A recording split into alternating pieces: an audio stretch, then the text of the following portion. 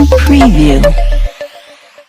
आप सभी का स्वागत है महाराष्ट्र न्यूज़ टुडे में। आज महाराष्ट्र न्यूज़ टुडे की टीम आई है वसीम शेख के पास। जैसा कि आप सब जानते हैं, आपने पिछले न्यूज़ों में भी देखा होगा कि वसीम शेख जो नेशनल वाइस प्रेसिडेंट है anti corruption and crime control committee के, तो काफ़ी सारे लोगों में ये दुविधा होती है कि ये क्या है, ये कमेटी क्या काम करती है। तो इसी ताल्लुक़ से आज हम आए हैं वसीम शेख के पास और जानते हैं कि anti corruption and crime control committee ये क्या काम करती है और पब्लिक के भले के लिए ये लोगों ने अब तक क्या काम किया है। जी, आपका स्वागत है साहब महाराष्ट्र न्यूज़ टुडे में। जी वसीम साहब, मेरा सवाल वही है, जो anti corruption and crime control committee है, तो इसको लेकर लोगों के अंदर काफ़ी दुविधा है कि ये कमेटी क्या है और ये क्या काम करती है। जी बिल्कुल, आपने बहुत अच्छा क्वेश्चन किया कि अक्सर देखा जाता है कि कुछ लोग हैं जिसके साथ में कोई क्राइम हो जाता है, किसी का झगड़ा हो जाता है या कोई भी उसकी एक क्रिमिनल कंप्लेन होती है और वो लोग कंप्लेन लेकर एक पुलिस स्टेशन जाते हैं। जब पुलिस स्टेशन जाते हैं तो उनकी कंप्लेन नहीं ली जाती है। अक्सर देखा जाता है कि उनकी कंप्लेन नहीं ली जाती है या कुछ ऐसा रेयर केसेस होते हैं। तब वो लोग मुझे अक्सर कॉल करते हैं कि हमारी कंप्लेन नहीं ली जा रही है। फिर मैं वहाँ के इंस्पेक्टर, एसीपी, डीसीपी या किसी से बात करके उनकी कंप्लेन दर्ज करवाने में उनकी हेल्प करता हूँ। पहला तो ये। दूसरा ये है कि कहीं पे क्राइम हो रहा है और कहीं लोग ऐसे हैं जो क्राइम की कंप्लेन करने में डरते हैं कि हम अगर कंप्लेन दर्ज करेंगे, इस क्राइम हमारे आसपास क्राइम हो रहा है तो जो क्राइम कर रहा है वो इनका एनिमी हो जाएगा, इनका दुश्मन हो जाएगा। इस वजह से वो वहाँ पे कंप्लेन करने से डरते हैं। तो anti corruption and crime control committee का उनको ये एक फ़ायदा है कि वो मुझे कंप्लेन करने के बाद मैं अपनी तरफ से कंप्लेन फॉरवर्ड करता हूँ और उस इलीगल एक्टिविटीज़ को बंद करवाने का काम करता हूँ। जी, और कोई क्वेश्चन? तो सर, ये anti corruption crime control committee ये कहाँ से ऑपरेट होती है? जी, anti corruption crime control committee ministry of home affairs, central government की तरफ से अपॉइंट की गई है। और इस हमारा अपॉइंट, जब आप कोई भी एक कमेटी अपॉइंट करते हैं मिनिस्ट्री ऑफ होम अफेयर्स में, एक उसकी बॉडी होती है, चाहे स्टेट गवर्नमेंट की तरफ से हो चाहे सेंट्रल गवर्नमेंट की तरफ से हो, तो ये अपॉइंट होने के बाद उसका एक अमेंडमेंट होता है कि आप किस बेस पे काम करना चाह रहे हैं, आपका बेस क्या है। तो हमारा जो अमेंडमेंट है उसका हमारा अमेंडमेंट मेंशन होता है आपके अपॉइंटमेंट के साथ साथ ही। तो मेरा जो अमेंडमेंट है क्राइम एंड करप्शन का अमेंडमेंट है। जहां कहीं भी करप्शन हो रहा है उसको रोकने का मेरा काम है, जहां कहीं क्राइम हो रहा है उसको क्राइम को कंट्रोल करने का मेरा काम है, सोशल एक्टिविटीज़ एंड ऑल। तो ये हमारा अमेंडमेंट है। तो जो कि इस अमेंडमेंट पे हम काम करते हैं। Crime related, corruption related complain, अगर आप एंटी करप्शन ब्यूरो को कंप्लेन दर्ज नहीं कर सकते हैं करप्शन रिलेटेड, तो आप हमको कंप्लेन दर्ज कीजिए, हम एंटी करप्शन ब्यूरो से आपकी जो है तो कंप्लेन दर्ज करवाएंगे। या फिर आपकी क्राइम रिलेटेड कंप्लेन है तो आप anti corruption crime control committee को क्राइम कंप्लेन दर्ज करवाइए, आगे आपकी कंप्लेन मैं फॉरवर्ड करके आपकी कंप्लेन दर्ज करवा दूंगा। तो इस तरह का हमारा ये अमेंडमेंट है और इस तरह पे हम काम करते हैं। तो जैसा आप बताए, आपको ये सेंट्रल गवर्नमेंट से इसकी परमिशन अपॉइंट है। तो सर, इसमें आपको ये भी अथॉरिटी है, जैसा कि काफ़ी सारे आप पद देते हैं, आपके पास इंस्पेक्टर होते हैं, बहुत सारे अलग अलग पद देते हैं, तो ये चीज़ों की भी आपको परमिशन मिली हुई है? हाँ, अभी ऐसा होता है कि मेरे प्रेसिडेंट है Rajlal Singh Patel, he is national president of India and I am national vice president of India. तो जो प्रेसिडेंट है, प्रेसिडेंट की तरफ से जो कोई भी मेरी टीम बनती है, अब अकेला तो मैं काम नहीं कर सकता हूँ। लाइक जैसे आप देखो, एक एरिया इंस्पेक्टर है तो एरिया इंस्पेक्टर अकेले ही सब कुछ नहीं कर सकते हैं, तो हर किसी को काम दिया जाता है कि लाइक एपीआई होता है, सब इंस्पेक्टर होता है, असिस्टेंट इंस्पेक्टर, तो ये लोग सब क्या है अपने अपने काम पे ये लोग तैनात होते हैं। तो ठीक इसी तरह मेरी भी जो टीम है, मेरे पास कुछ इन्फॉर्मेशन सेल की टीम है जो कि कहीं इलीगल एक्टिविटीज़ हो रही है उसकी इन्फॉर्मेशन मुझे देती है। फिर कहीं पे मेरी जो है मीडिया सेल की टीम है, जो कि मीडिया सेल की टीम का काम है कहीं पे कुछ हाईलाइट करना हो या कुछ कहीं पे कुछ इंसिडेंट हो रहा है तो इमीडिएट जाके मीडिया के लोग वहां पे जाके उसको कैप्चर करते हैं। तो इस तरह की मेरी हर तरह की एक टीम है। मेडिकल सेल की टीम है, कहीं पे मेडिकल इश्यूज के कुछ चीज़ें हैं तो उसमें हमारे डॉक्टर्स इन्वॉल्व होते हैं। लीगल सेल की टीम है जिसमें हमारे एडवोकेट्स होते हैं जो कि पोस्ट पे दिए जाते हैं हमारी तरफ से। तो मेरी टीम में एडवोकेट्स होते हैं जो कि लीगल सेल का काम करते हैं। अगर कोई मुझे कंप्लेन करता है और वो अगर क्राइम कंप्लेन हो तो ठीक है, अगर वो कोर्ट मैटर होता है तो फिर मेरा लीगल सेल के जो डिपार्टमेंट के लोग हैं वो देखते हैं। कोई मेडिकल इशू होता है तो मेरे मेडिकल डिपार्टमेंट के लोग देखते हैं, और अगर मीडिया सेल का कोई काम होता है तो मीडिया सेल के लोग देखते हैं। तो इसी तरह के मेरे हर जगह जगह पे मेरी टीम बनी हुई है, वो टीम अपना काम करती है। तो सर, इसमें अगर ऐसा एक नॉर्मल जवान पूछा है तो आप लोग का क्या फ़ायदा, आप जो करते हो, तो कहीं आप ये चीज़ के लिए, जैसे कोई आता है फरियादी आपके पास कंप्लेंट लेकर, तो उसको आप चार्ज करते हो, जैसे कुछ चार्ज लेते हो आप उनसे कि ये आपका प्रॉब्लम सॉल्व करेगा, इसका चार्ज दीजिए? देखिए, anti corruption and crime control committee का सबसे पहला जो नाम है वो है एंटी करप्शन। यहाँ पे करप्शन को खत्म करने का काम होता है, और अगर हम किसी से खुद पैसे लेंगे तो ये एक किस्म का करप्शन हो गया। तो हम सोशल एक्टिविटीज का काम कर रहे हैं, आज लोगों की हेल्प कर रहे हैं। तो सोशल एक्टिविटीज मतलब यही होती है सोशल वर्क, की किसी की हेल्प करना, किसी की मदद करना, किसी को न्याय दिलाना, किसी को इंसाफ दिलाना। तो अगर हम किसी को ऑलरेडी अगर उसकी लीगल कंप्लेन है और अगर कोई पुलिस ऑफिसर उससे लीगल कंप्लेन के अगर पैसे मांग रहा है तो वो करप्शन हो गया। तो इसीलिए हम किसी की लीगल कंप्लेन को लेने के लिए उससे पैसे चार्ज नहीं करते हैं। ये हमारी सोशल एक्टिविटीज है कि हम फ्री ऑफ चार्ज काम करते हैं, ऐसा है। बहुत बढ़िया सर, आपका बहुत बढ़िया काम है।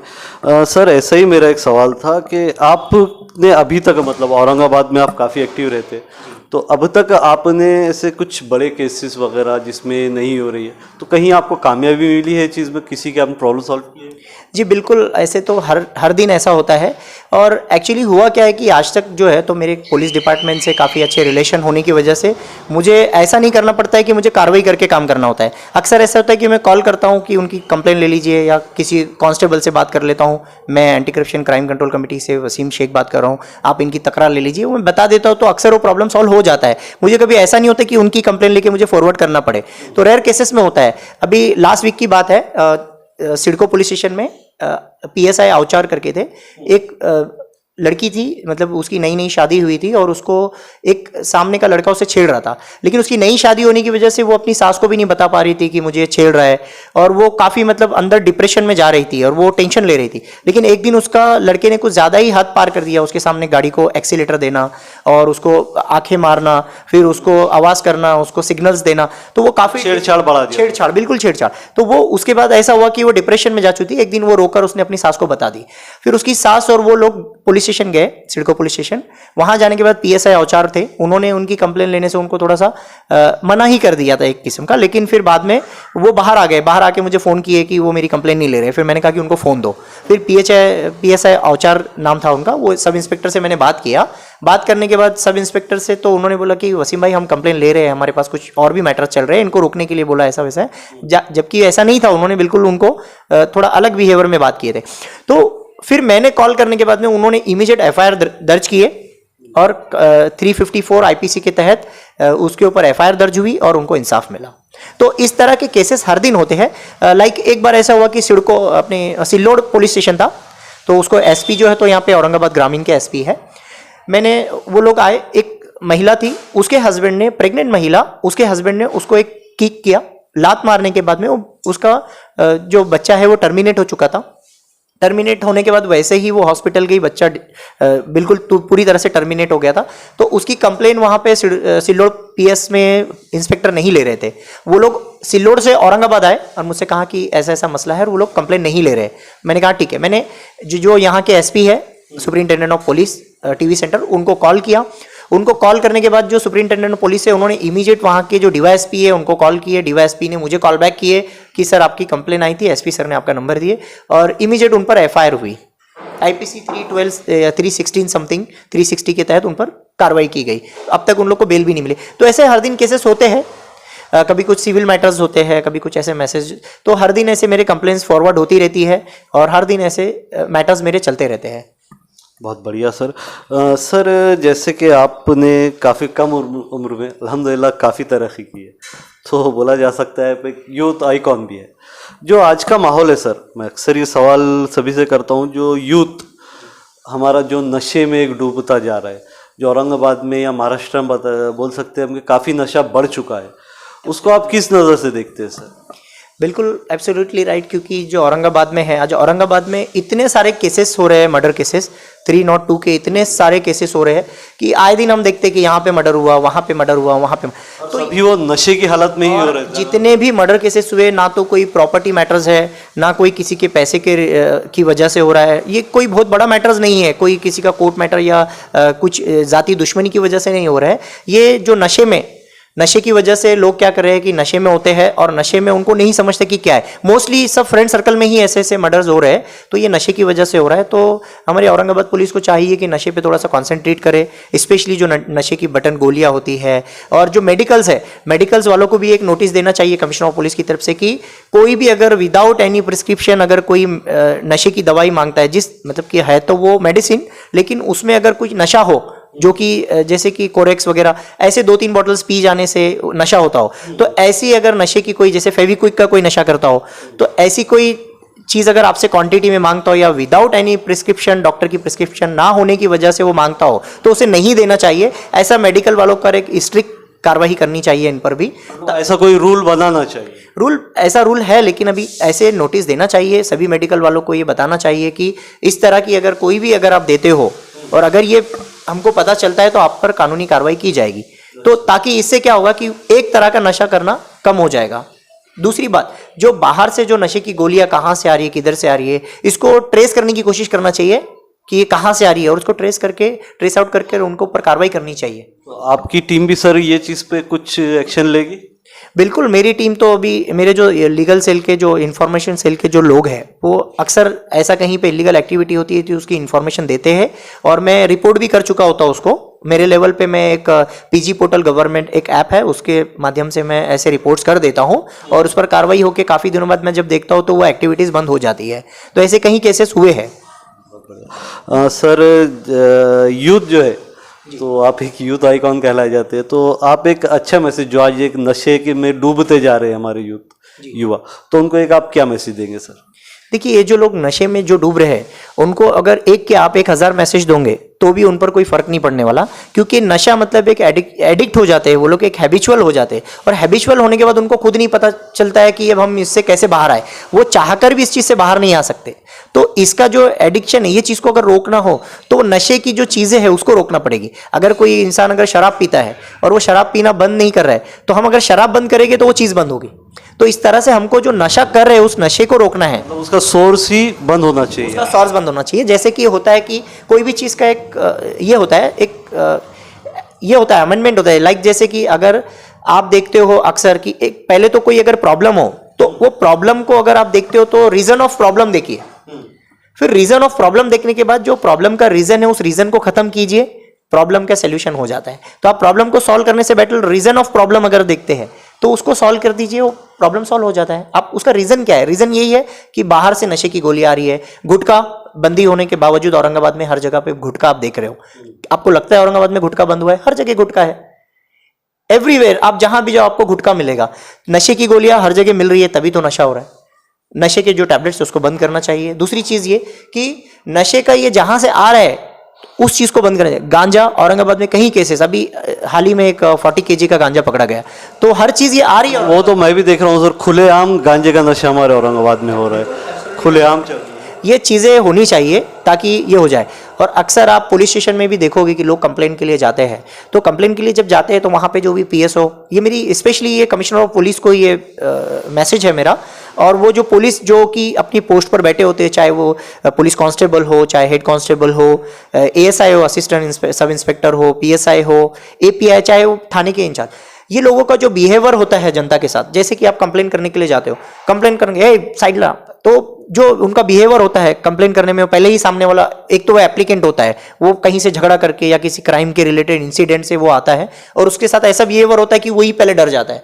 तो ये जो बिहेवियर है, पुलिस का बिहेवियर ऐसा होना चाहिए। पुलिस पब्लिक में एक फ्रेंडशिप होनी चाहिए, पुलिस पब्लिक मित्रता का एक फ्रेंडशिप होना चाहिए, एक अच्छा बाउंड होना चाहिए। तो उसके लिए पुलिस के बिहेवियर चेंज होना चाहिए। और दूसरी चीज़, जिसकी कंप्लेन नहीं ली जाती, अक्सर वो लोग मुझे कॉल करते हैं कि हमारा ये मैटर है, हमारी कंप्लेन नहीं ली जा रही, या वो किसी पॉलिटिशियन को फ़ोन करते हैं। तो मैं उन लोगों को भी एक मैसेज देना चाहता हूँ कि अगर आपकी कोई लीगल कंप्लेन नहीं ली जा रही है तो सबसे पहले तो आप देखिए आप जिसको कंप्लेन दे रहे हो उसका किस रैंक का ऑफिसर है। लाइक वो हेड कांस्टेबल हो या वो सब इंस्पेक्टर हो या वो API, आप उसके पास जब कंप्लेन दे रहे हो, आपकी कंप्लेन लीगल है और वो नहीं ले रहा है, तो सबसे पहले तो आप उस कंप्लेन इंस्पेक्टर से बात करिए। अगर वो इंस्पेक्टर आपकी कंप्लेन लेकर उस प्रॉब्लम को सॉल्व करता है, उस लोकल पुलिस स्टेशन का आपकी अगर कंप्लेन को सॉल्व नहीं करता है, तो आप अक्सर क्या करते हो, उस कंप्लेन को लेकर ऊपर CP के पास जाते हो, DCP के पास जाते हो, आप असिस्टेंट कमिश्नर ऑफ पुलिस के पास जाते हो। नहीं, तो आपकी वो सेम कंप्लेन घूमकर वहीं आ जाती है, तो आपको सोल्यूशन नहीं मिलता। आप सोचते हो हमने कमिश्नर तक कंप्लेन की लेकिन कोई कार्रवाई नहीं हो रही है। ये तो सर मालूमात की कमी की वजह से होती है ना। मालूमात तो वही मैं बताना चाह रहा हूँ, यही मैं मैसेज उनको देना चाह रहा हूँ जो लोग हैं। अगर देखिए हम तो बैठे हैं 24/7, आप हमें कभी भी कॉल कीजिए, हम तो बैठे हैं लोगों के लिए ही है। लेकिन अगर वो खुद अगर ये कार्रवाई करते हैं तो हमारी भी उन्हें ज़रूरत नहीं है। अगर वो इंस्पेक्टर के थ्रो से अगर वो कंप्लेन नहीं होती है पुलिस स्टेशन में, वो पूरी कोशिश करने के बाद अगर उनकी कंप्लेन नहीं ली जाती है, तो उनको चाहिए कि जो उनके सुपीरियर है, जैसे एक पुलिस इंस्पेक्टर के सुपीरियर होते हैं assistant commissioner of police, deputy commissioner of police and commissioner of police, तो आपको चाहिए कि उस इंस्पेक्टर के खिलाफ, उस आयोग के खिलाफ, जिसके भी खिलाफ आपको, जिसने आपकी कार्रवाई नहीं की, उसके खिलाफ कंप्लेन कीजिए कि हमारी ये लीगल कंप्लेन होते हुए भी हमारी कंप्लेन नहीं की गई, उन पर कार्रवाई। ऐसे केसों में सर अक्सर फिर वापस हम ही लोग पे कंप्लेन हो जाती है ना, नई चीज। सर कोई कंप्लेन नहीं होती है, मैं आपको बताता हूँ, यही चीज की वजह से आज हमारे यहाँ पे जो हो रहा है, जो टेक्निकल केसेस हो रहे हैं, जब या फिर वन साइडेड केस हो रहे हैं, या फिर जो इंसाफ नहीं मिलता है, इसकी वजह से, ये आपके डर की वजह से। आपको चाहिए कि वो ऑफिसर जो आपकी कंप्लेन नहीं ले रहा है और आपकी लीगल कंप्लेन होती है, तो आप उस ऑफिसर के खिलाफ, उसके सुपीरियर को आप कंप्लेन दर्ज कीजिए कि ये ऑफिसर हमारी कंप्लेन नहीं ले रहा है, उस ऑफिसर के खिलाफ कंप्लेन कीजिए, उस ऑफिसर पर जब कार्रवाई होगी तो आपका काम होगा।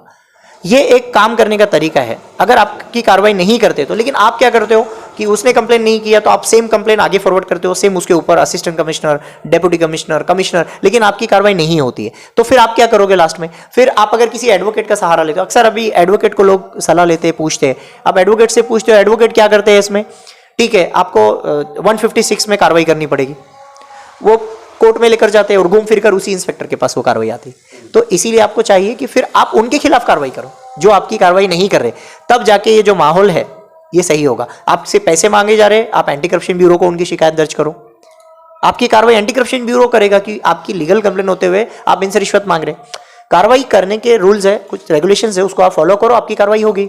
और सर अगर कोई आपसे कांटेक्ट करना चाहे, जैसे बहुत सारे लोग आपको आपसे मुलाकात नहीं, नंबर भी नहीं, तो उसके लिए सर आप लोग ने कुछ हेल्पलाइन नंबर वगैरह कुछ इशू किए हैं? बिल्कुल बिल्कुल, हमारा जो है मेरा कॉन्टैक्ट नंबर है 7666966669, मेरा calling number and WhatsApp number same है। और इसके अलावा हमारा एक वुमेन हेल्पलाइन नंबर है, help women app play store पर अवेलेबल है। आप उस हेल्प वुमेन ऐप को अगर आप डाउनलोड करते हो, उस हेल्प वुमेन ऐप में ये फैसिलिटी है कि आप एक बार उस पर अपना नंबर रजिस्ट्रेशन करवा के रख लीजिए उस ऐप को। आप उसे क्लिक करते ही all over India, anywhere in India, आप पूरे इंडिया में कहीं पे भी उस ऐप को क्लिक करते हो, विद इन 10 मिनट्स आपको वहां पे हेल्प मिल जाएगी। ये फैसिलिटी हमारी है, ये आपकी कमेटी की ही फैसिलिटी? ये फैसिलिटी हमारी तरफ से है। और ये जो है, ये ऐसी एक फैसिलिटी कि इंस्टेंट हेल्प 10 मिनट्स में आपको वहाँ पे आपको कॉल बैक हो जाता है कि आपको क्या हेल्प है, आपका लोकेशन, एवरीथिंग हमारे पास आ जाता है। हम वहाँ के लोकल पुलिस स्टेशन को, वहाँ के लोकल एसपीज एंड कमिश्नर को हम इन्फॉर्म कर देते हैं कि सो एंड सो जगह से यहाँ पे ये वो इस तरह के इंसिडेंट हुआ है उनके साथ, तो तकलीफ में इमीडिएट आपको हेल्प भेज दी जाती है। बहुत बढ़िया, बहुत शुक्रिया साहब हमको वक्त देने के लिए। जी थैंक यू। तो आप सुन रहे थे वसीम शेख साहब को, जिन्होंने काफ़ी डिटेल में बताया है हमें कि anti corruption and crime control committee क्या काम करती है। अगर आपकी भी कुछ ऐसी प्रॉब्लम है तो दिए गए नंबर पर, सर जो नंबर दिया उस पर कॉल कीजिए या ऐप के थ्रू कांटेक्ट कीजिए। और उसके अलावा अगर आप ये न्यूज़ देख रहे हैं तो कमेंट बॉक्स में कमेंट कीजिए, इंशाल्लाह वसीम शेख आपका रिप्लाई ज़रूर देंगे। मैं शहाब यासीन, महाराष्ट्र न्यूज़ टुडे, औरंगाबाद।